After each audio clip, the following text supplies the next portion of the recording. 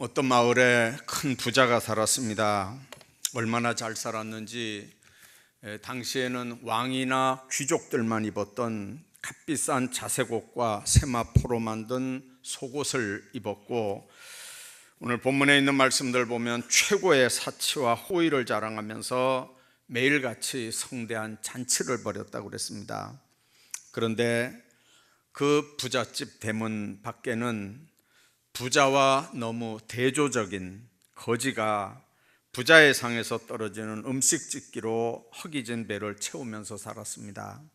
동네 개들이 힘없이 누워있는 그 거지에게 다가와서 그 헌대를 핥았지만 그 개들을 쫓을 만한 힘도 아마 없었던 것 같습니다. 약해질 대로 약해진 거지는 아무도 지켜보는 사람 없는 가운데 쓸쓸하게 죽었습니다. 그리고 얼마 후에 그 대단했던 부자도 죽었습니다. 그런데 부잣집 대문 밖에서 너무나 비참하게 살다 죽은 거지는 죽는 순간에 천사들에게 받들려 아름다운 낙원으로 올라가서 믿음의 조상인 아브라함의 품에 안기게 됩니다. 그러나 따라서 죽은 호의호식하면서 연락하던 부자는 죽는 순간에 무서운 음부 속으로 떨어져서 타오르는 불길 속에 말할 수 없는 고통을 받게 됩니다. 부자가 음부에서 고통 중에 신음하다가 낙원의 아브라함 품에 있는 거지 나사로를 봅니다. 부자는 아브라함에게 나를 긍휼히 여기셔서 나사로를 보내서 손끝에 물을 좀 찍어서 내 혀를 서늘하게 해달라고, 내가 이 불꽃 가운데서 너무 괴로워한다고 애원을 합니다. 그때 아브라함이 결정적인 대답을 합니다. 너희와 우리 사이에 큰 구렁이 끼어 있어 여기서 너희에게 건너가고자 하되 할 수 없고 거기서 우리에게로 건너올 수도 없게 하였느니라. 부자는 죽은 뒤에 자신의 운명이 바뀌어지지 않을 걸 직감을 합니다. 방법이 없는 걸 안 부자는 이제 자기 형제들을 생각하고 나사로를 내 아버지 집에 보내서 내 형제 5에게 증거해서 이 고통받는 곳에 내 형제들은 오지 않게 해달라 부탁을 합니다. 왜 그러냐면 자기들과 똑같은 가치관을 가지고 똑같은 방법으로 살았으니까 자기가 지옥불에 떨어졌는데 자기 형제들 5이 지옥불에 떨어지지 않을 게 분명하지 않을까 나사로를 보내서 경고하면 그 5 형제도 틀림없이 지옥 오지 않을 수 있을 거라고 하는 얘기입니다. 부자는 자기 형제들이 전도자들의 말을 듣지 않을 걸 너무 잘 압니다. 그래서 아브라함이여, 만일 죽은 자에게서 살아서 돌아가는 자가 있다면 그 말 듣고 회개할 거니까 이 죽은 자 가운데서 누굴 좀 보내달라는 겁니다. 그때 아브라함이 단호하게 얘기하죠. 모세와 선지자들에게 듣지 않으면 비록 죽은 자 가운데서 살아나는 자가 있을지라도 권함을 받지 않는다. 아마 신앙생활 하신 모든 분들이 다 이 말씀을 정말 마음속에 깊이 이렇게 간직하고 있는 말씀인 줄로 압니다. 이 땅에서 호화롭게 부족함이 없이 살았던 부자였지만 음부에서 이 땅에 살아있는 5 형제를 위해서 아브라함에게 부탁한다고 하는 이 예수님의 비유의 말씀은 왜 죽은 자가 산 자를 위해서 음부에서 부탁을 해야 되는지, 물론 예수님의 비유의 말씀입니다. 왜 주님이 이 비유의 말씀을 했는지 오늘 생각을 하고 은혜를 나누려고 합니다. 우선 이 부자는 사람은 죽게 된다는 것, 죽은 후에 심판이 있다는 걸 모르고 살았습니다. 잠깐 있다가 없어지는 안개와 같고 풀잎의 이슬 같은 이 세상만 알았지, 반드시 나도 죽고 내 후에 내세가 있다, 사후세계가 있다, 이 부분에 대해서는 관심이 없는 삶을 살았습니다. 성경의 인생은 아침 안개 같고 풀잎의 이슬 같다고 분명하게 얘기합니다. 속히 지나가는 그림자 같다, 그렇게 얘기합니다. 모든 사람은 시간이 지나가면 늙고, 늙으면 병들고, 병들면 죽게 되는 것이고, 죽은 다음에 하나님의 공의로운 심판이 있는 걸 지식으로는 압니다. 다 늙어도 난 안 늙을 것 같고, 다 죽어도 난 안 죽을 것 같고, 하나님의 심판이 있다고 해도 그건 나하고 상관없다고 생각을 합니다. 그런데 사람들은 다 죽고 그리고 다 늙어갑니다. 늙어간다는 말은 죽어간다는 말인데, 늙어간다는 게 죽어간다는 걸로 사람들은 받아들이질 않습니다. 죽은 후에 심판이 있다고 하는 것도 믿지 않으려고 합니다. 왜 그러냐면 스스로 속이는 자가 우리를 속이기 때문에 그렇습니다. 만일 그게 우리가 속는 일이고 그 속음에서 우리가 헤어져 나온다면, 뛰쳐져 나온다면 그 영혼은 사는데, 우리를 속이는 자가 우리 속에서 그걸 깨닫는 걸 원하지 않거든요. 계속해서 속으며 살다가 마지막에 그 영혼 불러갈 때 지옥 가는 걸 원하지, 이 세상에서 그 비밀을 알며 살게 하기를 원하지 않습니다. 그래서 이 세상에서 귀한 인생을 함부로 허비하고 멋대로 살아가는 겁니다. 그런데 거지 나사로는 비록 부자 밥상에서 떨어지는 부스러기를 주워서 먹고 온 몸에 헌대를 앓으며 개들이 와서 헌대를 핥아주는 지경이었지만은 하나님을 믿고 그는 내세를 준비했습니다.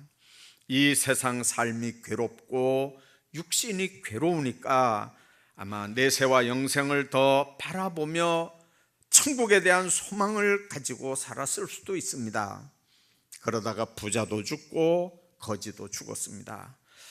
죽음이라고 하는 게 특정한 사람만 찾아가는 건 아니지 않습니까?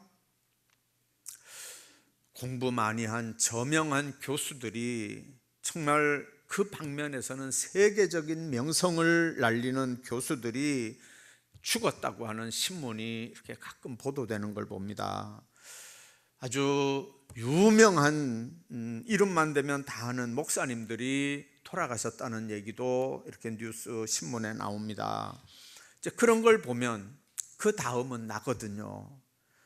그 유명한 사람이 죽었으면 그 다음엔 나잖아요. 우리 아버지가 돌아가셨고 어머니가 돌아가셨으면 그 다음엔 나거든요. 내 옆에 사람들이 죽었으면 그 다음엔 나거든요. 근데 이걸 우리가 받아들이질 않습니다.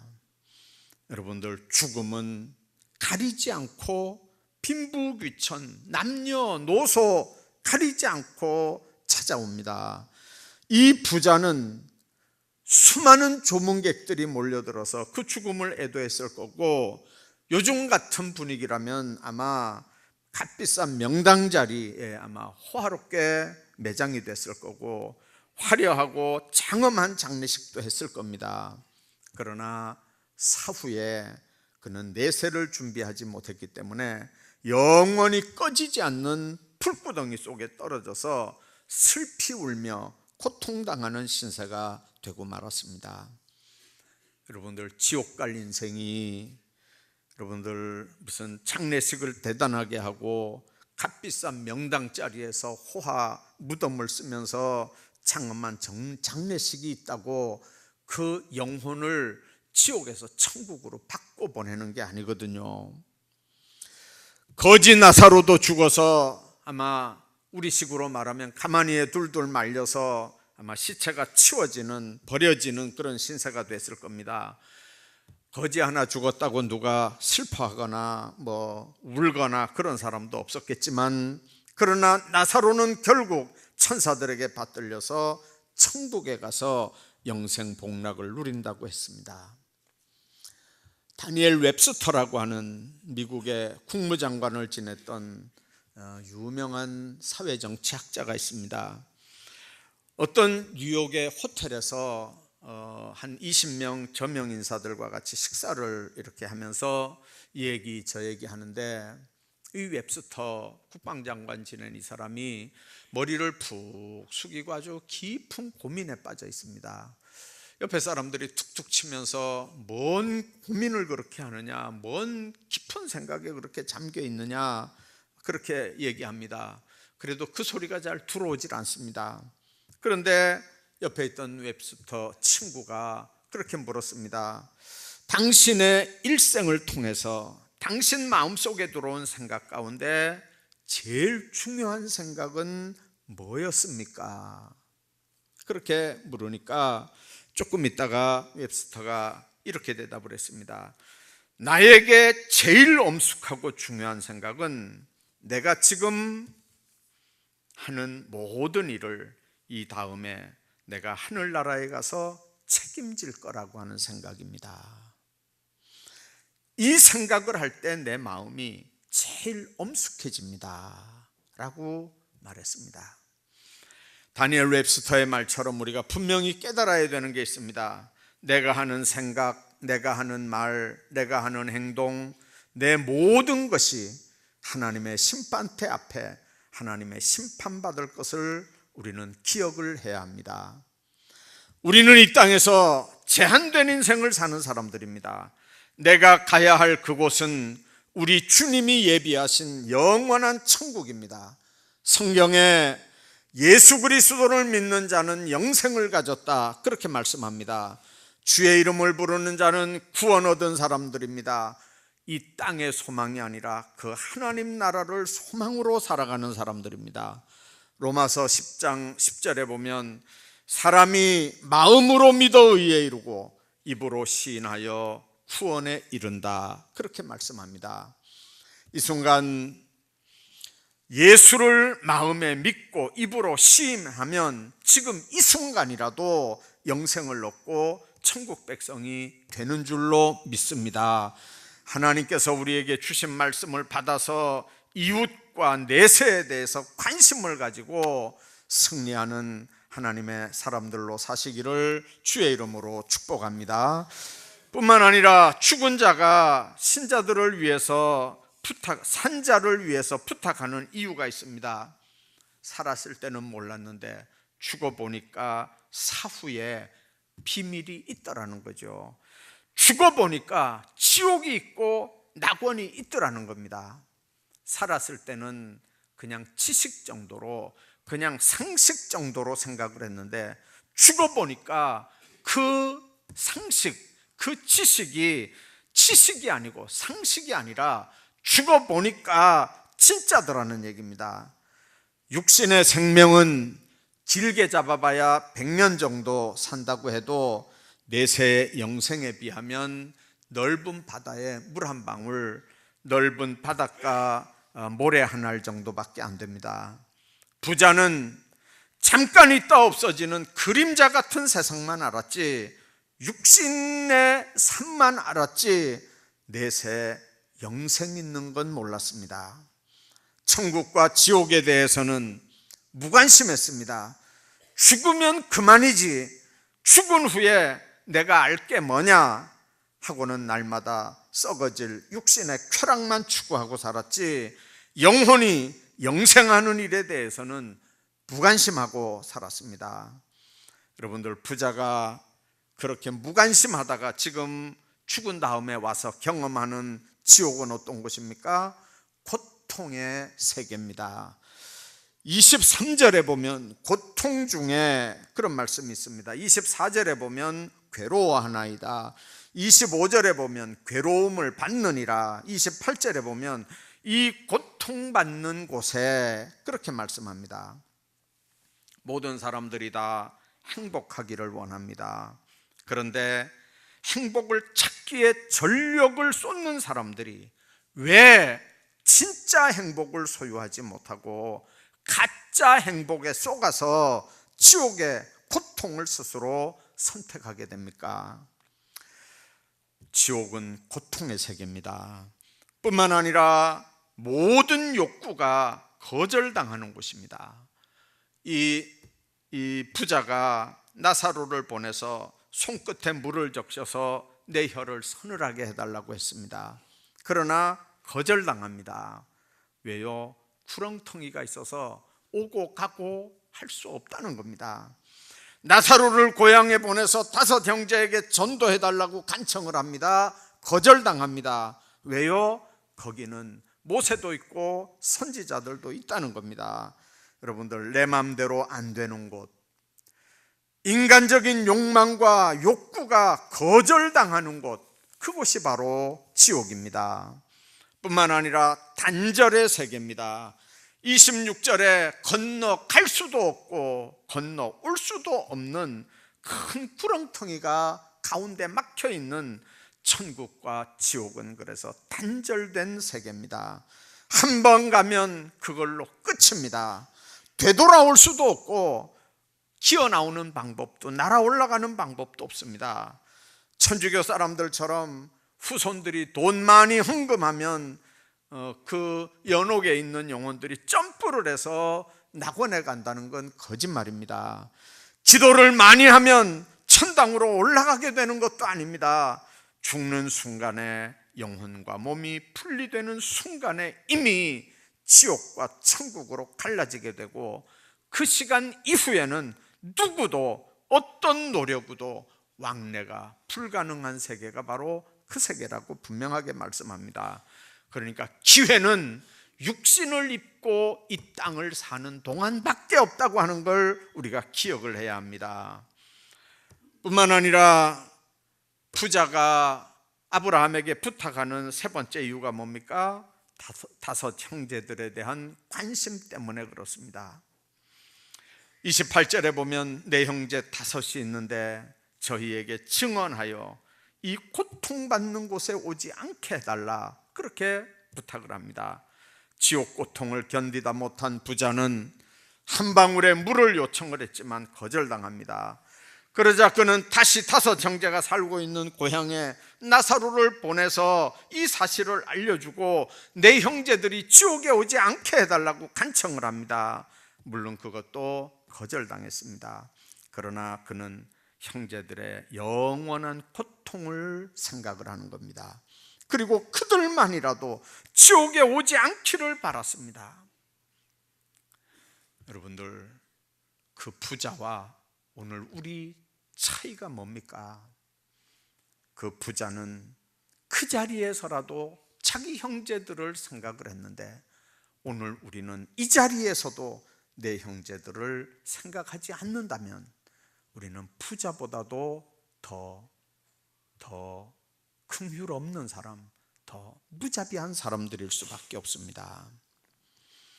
우리에게는 불신 형제가 없습니까? 오늘 죽으면 지옥 갈 내 가족, 내 친척, 내 친구, 내 이웃이 없습니까? 내 형제의 영혼을 사랑하는 마음이 지옥 간 부자만도 못하다면 그 사람을 어떻게 구원받은 하나님의 사람이라고 말할 수 있겠습니까? 긍휼 없으면 긍휼 없는 심판받는다고 주님께서 말씀했거든요. 긍휼히 여기는 마음, 출애굽기 32장을 보면 모세가 범죄한 후 동족의 죄를 용서해 주든지 아니면 자기 이름을 생명책에서 지워주든지 하나님 앞에 모세가 그렇게 기도합니다. 그 말은 자신의 생명을 내걸고 동족을 위해서 기도하는 내용입니다. 로마서 9장 3절에 보면 바울이 그렇게 기도합니다. 나의 형제 곧 고륙의 친척을 위해서 내 자신이 저주를 받아 그리스도에게서 끊어질지라도 내 고륙 친척은 구원받는 걸 원한다고 그렇게 말씀합니다. 예수님도 이스라엘의 잃어버린 양에게로 가라, 그렇게 말씀합니다. 우리가 전도의 대상, 물 건너 바다 건너 비행기 타고 타 민족에게 가는 것만 전도라고 생각합니다. 그것만 복음 증거하는 일이라고 생각합니다. 그러나 내 가족, 내 친족, 내 친구, 내가 같이 있는 내 직원들, 내 이웃 하나 영적 관심이 지옥에 간 부자보다 여러분들 나아야 되지 않겠습니까? 우리는 어디에다 관심을 두고 세상을 삽니까?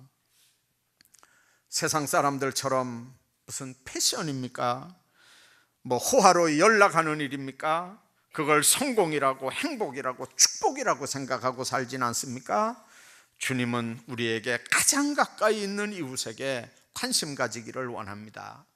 내 주변에 이 땅에서는 부자처럼 큰 소리치고 살지만 지옥 갈 수도 있는 영혼, 그러나 지금은 가난하고 불쌍하게 살지만 천국에서는 해같이 빛날 수 있는 그런 영혼들에게 관심을 가지며 살기를 원하는 겁니다.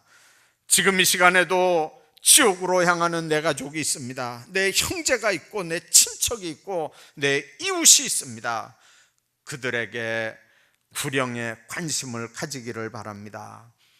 참 효도가 뭡니까? 여러분들, 복량을 옛날에는 효도라고 생각했습니다. 복량은 받들어서 잘 이렇게 좋은 음식 먹여드리는 겁니다. 여러분들, 그렇게 해야 되죠. 그러나 그거보다 더 중요한 건 부모님들의 영혼을 살리는 일입니다. 그게 진짜 효도인 줄로 믿으시기 바랍니다. 내 남편, 내 아내, 내 부모, 내 이웃들에게 정말 지옥 가지 않고 천국 가게 해야 되는데, 지옥 가는 걸 보고만 방관만 한다면, 그들을 그냥 내버려 둔다면 아까 얘기한 것처럼 우리는 긍휼 없는 자고 우리는 가장 잔인한 사람들입니다. 이번 전도 축제에는 전도 대상자를 가장 가까운 데서 찾기를 바랍니다. 내 가족, 내 친족, 내 이웃들, 내 친구 중에서 전도 대상자를 삼으십시오. 그리고 그들을 위해서 기도하시기를 바랍니다. 금식하고 철야하고 새벽기도 통해서 간구합시다. 모세처럼 바울처럼 내 생명과 맞바꾸는 기도를 합시다. 기도 없이는 절대로 열매 맺는 일이 없습니다. 특히 영혼 구원은 마귀 소나귀에서 한 영혼을 뺏어내는 일이기 때문에 기도 없이는 인간적인 방법으로는 절대 안 되는 일이 전도입니다.